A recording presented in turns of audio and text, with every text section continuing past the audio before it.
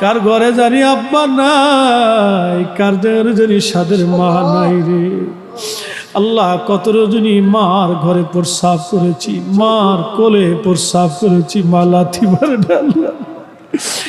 এই বুকের মধ্যে জড়িয়ে ধরে মা বার চুমা খাইয়া আদর করে কলিজার ভিতরে লুকিয়ে রাখছে মা জননী।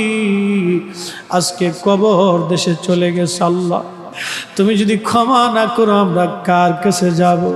তুমি যদি দয়া না করো আমরা কার কাছে যাব? এলাহি মাহফিলের খাতিরে আমাদের বাবা মার কবরগুলি জান্নাতের বাগান বানায় দাও।